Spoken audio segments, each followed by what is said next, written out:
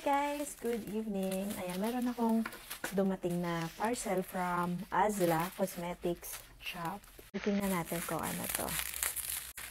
Ayan.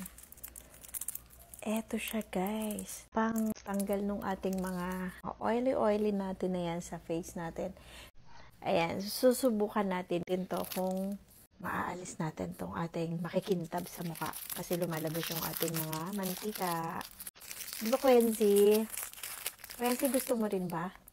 Susubukan natin. Ha? Susubukan natin, baby. Ayan, akala ni Quincy food. Ayan. Wow! Ito po yung laman niya, oh. Ayan, oh. Para siyang foundation, pero kakaiba, ang ganda. So, i-apply natin yan dito sa mga makikintab na part ng ating mukha. Try natin.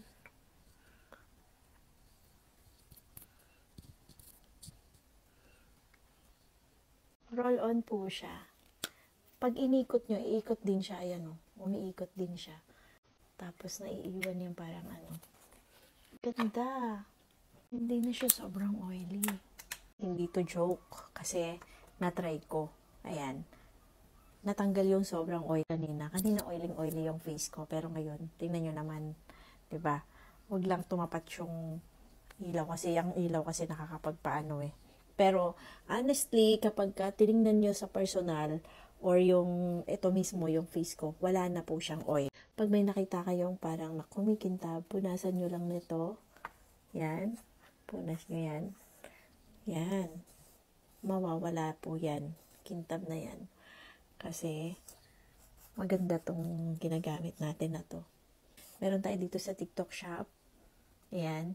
Pindutin nyo lang po yung aking basket at mag-order na kayo. O yun, lumiwanag yung ano. Yan. Yan.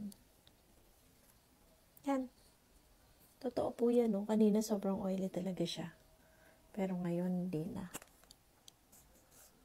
Lalo na po pag sa personal nyo nakita. Ayan na. So, hindi nyo na kailangan magdala ng powder or pressed powder para maglagay. Kung maliit yung bag nyo, magkakasya siya. Pakita ko sa inyo. Kasi kung magdala ako ng bag, maliit lang. Bukod sa nakakatanggal ng oil ng face natin, napakadali pang dalahin. Kasi kahit maliit na bag lang ang dala natin, kasyang-kasya siya. Kasi para lang siyang lipstick. Pero, ang laking tulong sa atin.